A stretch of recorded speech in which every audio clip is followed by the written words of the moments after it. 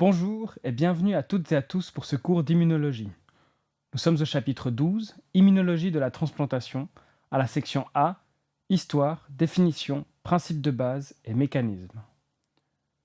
Dans ce cours, nous parlerons de transplantation et des phénomènes immunologiques qui lui sont liés. Nous parlerons tout d'abord de l'histoire et des principes de base de la transplantation.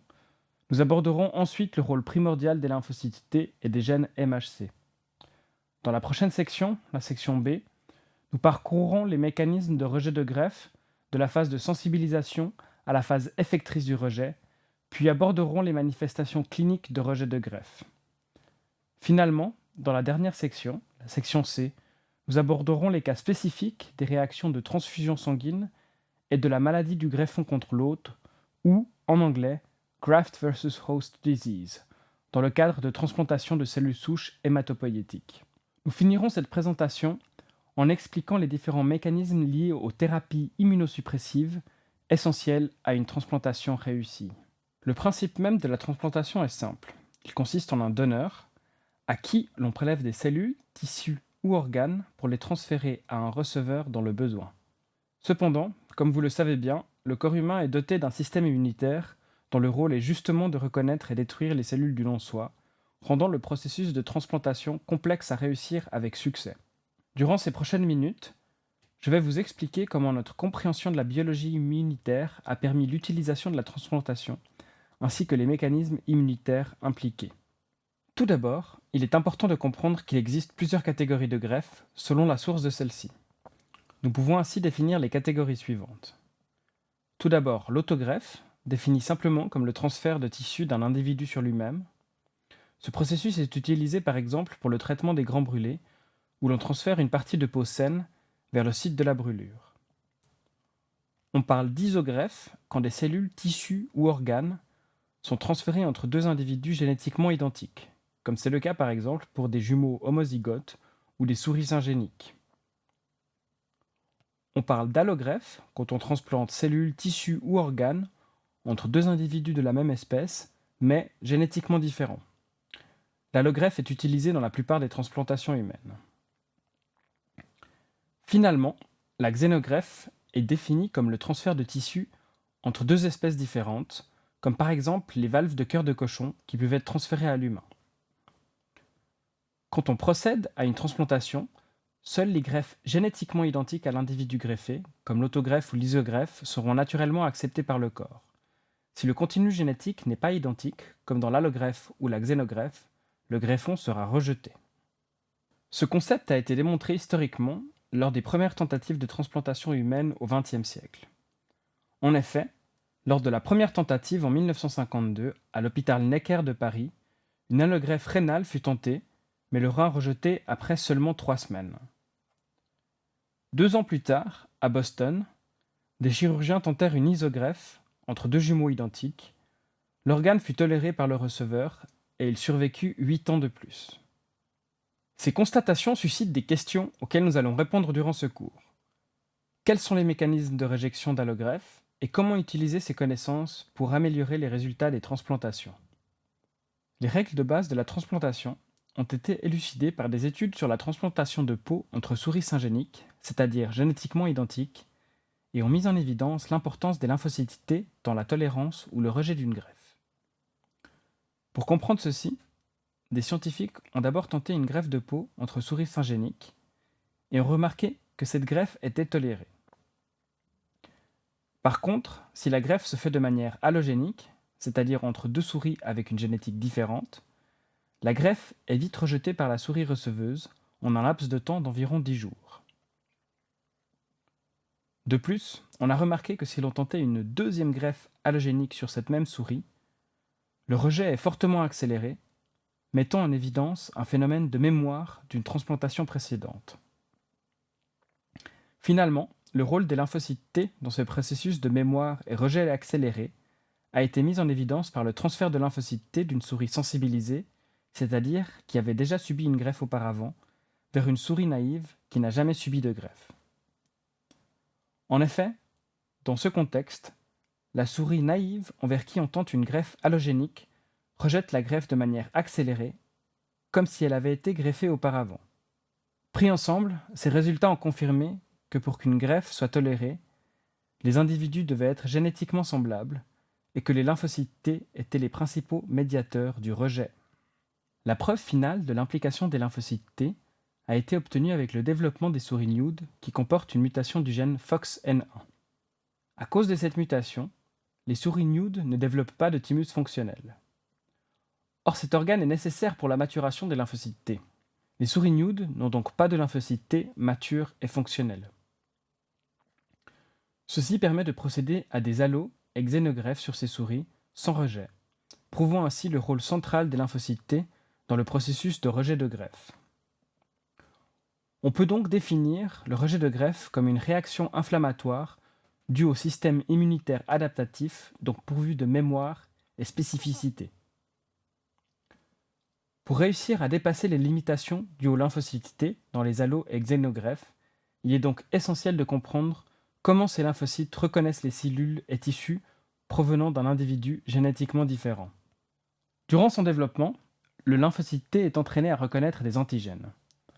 Si deux individus possèdent des antigènes similaires, comme par exemple deux jumeaux identiques, on dit qu'ils sont histocompatibles. Plusieurs antigènes déterminent l'histocompatibilité, notamment les antigènes ABO des groupes sanguins que nous traiterons dans la section C de ce cours. Cependant, les antigènes les plus importants pour l'histocompatibilité sont exprimés dans le complexe majeur d'histocompatibilité appelé MHC, présent chez tous les mammifères sous forme de glycoprotéines de membrane contenant un sillon médian dit de présentation et permettant de lier les antigènes peptidiques. Pour être reconnus par les lymphocytes T, les antigènes peptidiques doivent être rendus accessibles à un récepteur pour l'antigène présent à la surface du lymphocyte T, le récepteur TCR. Cette fonction de présentation est assurée par les molécules exprimées par le MHC. Les molécules du MHC, étant essentielles à la reconnaissance des antigènes peptidiques par le récepteur TCR des lymphocytes T, sont donc centrales au processus d'histocompatibilité, régulant la tolérance ou le rejet d'une greffe. Deux individus ayant des MHC similaires présenteront en effet une bonne histocompatibilité, alors que dans le cas contraire, une greffe sera vite rejetée. Cependant, comme nous allons le voir, le MHC possède une structure complexe et est extrêmement variable d'un individu à l'autre, ce qui rend la probabilité de trouver deux individus MHC compatibles, donc histocompatibles, très difficile. Pour comprendre ces difficultés, il faut s'intéresser à la structure des gènes codant pour le MHC qui, chez l'humain, est nommé HLA pour Human Leukocyte Antigen. Les gènes HLA classiques codent pour les molécules qui assurent la fonction de présentation de l'antigène et l'histocompatibilité. Ils sont localisés sur le bras court du chromosome 6. On observe trois régions ou classes différentes dans ce locus.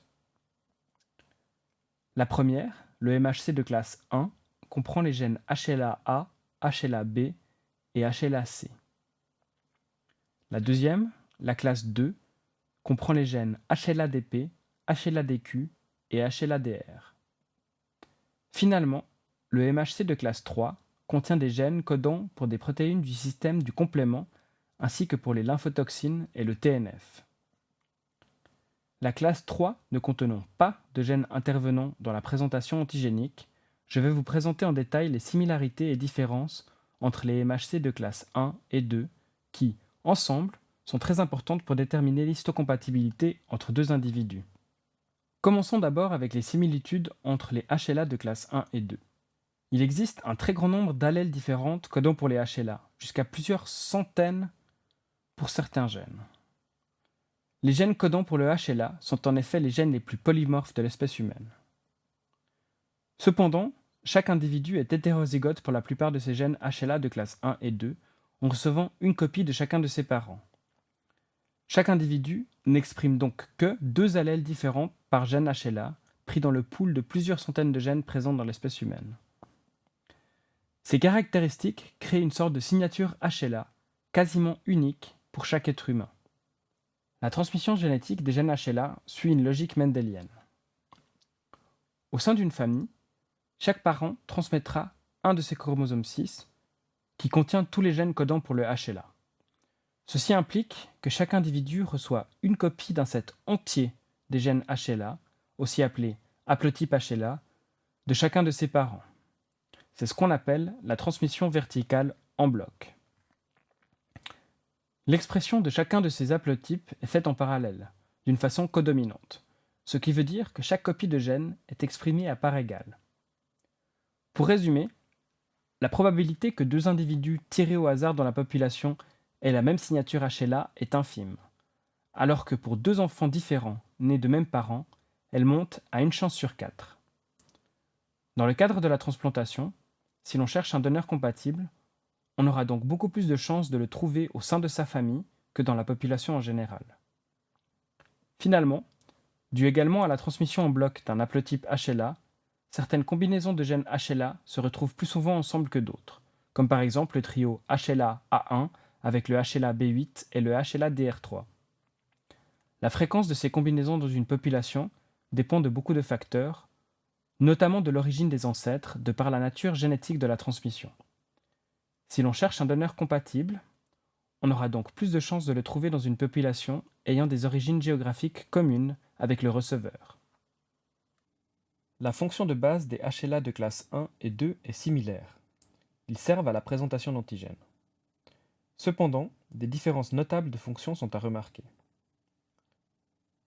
En effet, les HLA de classe 1 sont présents sur toutes les cellules nucléées, alors que les HLA de classe 2 sont limités aux cellules présentatrices d'antigènes, notamment les cellules dendritiques, les monocytes, les macrophages et les lymphocytes B. De plus, l'expression de ces HLA peut varier. Les HLA de classe 1 sont par exemple plus faiblement exprimés ou carrément absents dans certains tissus, et leur expression augmente en cas d'état inflammatoire. Pour les HLA de classe 2, leur expression peut être induite sur des cellules épithéliales en cas d'inflammation. Finalement, la différence majeure entre les deux classes de HLA est qu'ils n'interagissent pas avec les mêmes types de lymphocytes. En effet, les HLA de classe 1 interagissent avec les lymphocytes T CD8, alors que les HLA de classe 2 interagissent avec les lymphocytes T CD4. En conclusion, l'importance des deux classes de HLA varie selon la localisation, la présence d'un état inflammatoire et le type de réponse immunitaire.